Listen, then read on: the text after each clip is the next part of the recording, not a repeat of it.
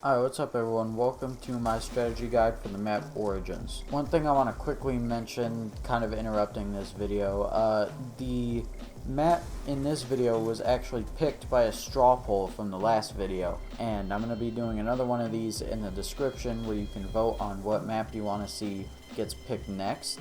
This is pretty helpful because it helps me get to know my audience more, and it just helps me out. So if you have the time, feel free to do it. That's it. Back to the video now.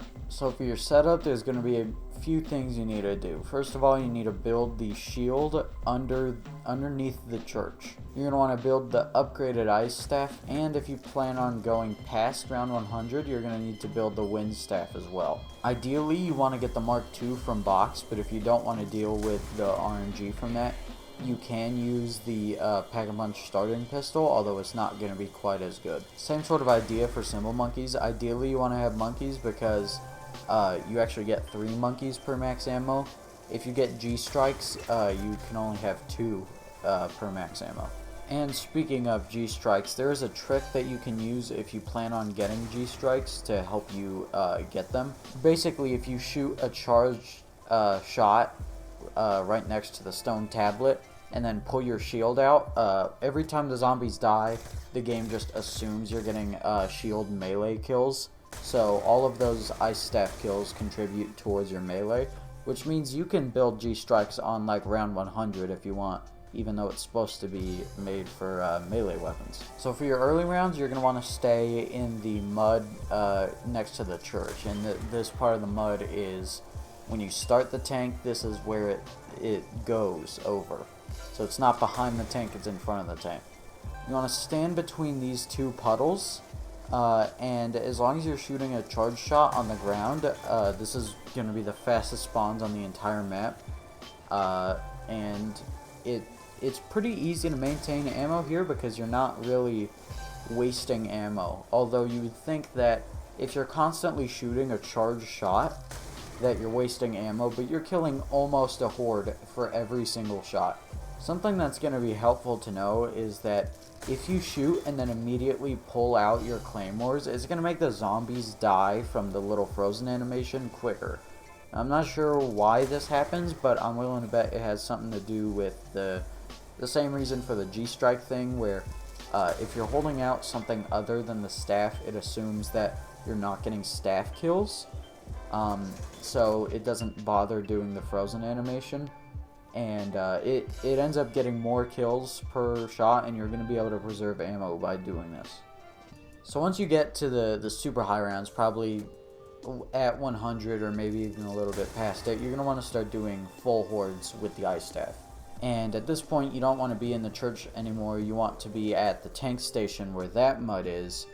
And you kind of just have to make this little lapse starting from the bottom of the hill.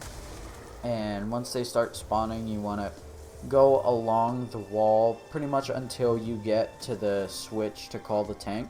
And then you're going to turn back around, come to the edge of the puddle, and then shoot a charge shot there and pull out your claymores again. So it's going to kill the entire horde. But as the blizzard is still going on, you're going to kill a couple of the respawners. And again, this is helping you preserve ammo farther. Something else you can do with this strategy is actually incorporating the tank, having, if you call the tank, and as you're doing full hordes, you let the tank run over some of the zombies occasionally. It's only going to save you ammo very slightly, but there's pretty much no reason not to. Just every time you pass by the trap switch and it lets you hit the tank, you want to press the button and then keep an eye out for the tank. If you ever do a full horde and you see it coming up, you want to go all the way to the top of the hill so that the zombies are there, and the tank will run them over. But it's important to know, don't get that close to the tank because I promise it will outrun you. Unless you're going to be shooting Mark II to like boost jump, that thing will catch up to you and it's going to run you over before it runs over the zombies. So you kind of want to lead the zombies into the tank sideways to prevent dying, but as long as you're staying ahead of it, you should be good anyway. Once the tank actually cools down, you're going to want to bring the full horde to the top of the hill on the other side of tank, and then once you have the entire horde there, you're going to want to pull out your Mark II or your Boomhilda, whichever one you have. You wanna run and jump and turn around and boost yourself backwards so you can go quicker. Make your way to the tank and buy the next tank switch, and then just jump off of it. And that's gonna run over that entire horde you just collected, and maybe a couple extra, but not really that many. While you're waiting for the tank to recharge and then come back to the tank station, you can continue shooting the ice staff. But this is just an easy way to get slightly more kills per ammo. And like I was saying earlier, if you ever run out of ice staff ammo, you can always go grab a wind staff. And that'll help you push doing the full horde strategy a little longer, because it's probably the fastest strategy on this map. So as I mentioned before, the tank you can use to kill zombies by just running them over, and once you get in the very late game, you're not going to be able to do full hordes with the ice staff anymore. You're just going to want to use the tank to run over all the zombies. So ideally you want to do the tank station thing where I was talking about before, where you do a full horde, bring them all to the top of the hill, let the tank run them over. And then once you do the boost jump onto the tank, you're not going to want to jump back off of it and start a full horde again. You're going to want to jump forward ahead of the tank, and then at that point you want to try to do a boost jump across the trench. So basically just save your stamina so that once you get to the edge you can sprint jump, and once you've kind of you've gotten pretty high up in the air from that, you're going to want to turn around and shoot Mark II so that it can boost you backwards. If you don't make this jump, you can just fall down and then run through the bunker to go upstairs, but it's going to be quicker to just actually make the jump. Near excavation with this mud area, from what I've seen, I don't know why, but the tank seems to like not really kill them here, so you're kind of just delaying here. And once the tank is about to go uphill again, that's whenever it's probably going to kill the full horde, or at least a lot of the horde.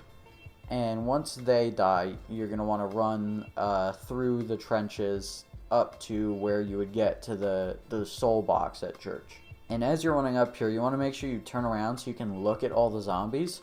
And once you're looking at the zombies, they're not going to despawn. If you don't look at them, they're going to despawn, and then they're going to respawn behind you, and it's going to trap you in the trench. So once you've looked around and made sure that none of them will despawn, you want to pull out your shield and just try to use your shield bash to break it in front of the zombie that's closest to you. And then once that's done, you want to delay at the mud where the church is again. Once they get close to you, you're going to want to make this circle around this puddle. And once you get to the edge of the puddle, you're going to want to turn around and do a Mark II burst again to boost yourself. Just run and go grab a shield, and then as soon as you got it, go by the tank again, and then jump back off of it. And now once the tank is moving, you actually want to follow it, but you don't want to get on it yet. You just want to stand behind it. And the zombies, for whatever reason, the zombies behind you don't really hit you. The only time you're going to get hit is if there's a zombie on the tank. As it's coming down, it might get one hit, and then it won't really hit you from that point on. Once you notice that you're kind of going downhill again with the tank, so like once you clear the puddle, right, and the mud starts going downhill, you're going to want to mantle onto the tank. You're going to want to jump past it again and just run straight back to tank station. You can choose to do the Mark II burst again to get past the trench, and that's going to be quicker as well. But the problem is this jump is way harder and pretty inconsistent, so I'd recommend just on average you're saving time by just dropping down and going through tank station until you make your way back to the top of the mud. And then once you're at the top, the tank is going to run them over, and basically just a repeat of from the start. This strategy is a lot slower than doing just full hordes, so that's definitely, I would recommend trying to push ammo as much as you can to prevent doing the tank only. That's about it for this video. I can't think of anything else that needs to be mentioned. Like I said, there's a straw poll. If you want to see one map over another as the next video, go ahead and vote on it. And yeah, that's it. Thanks for watching.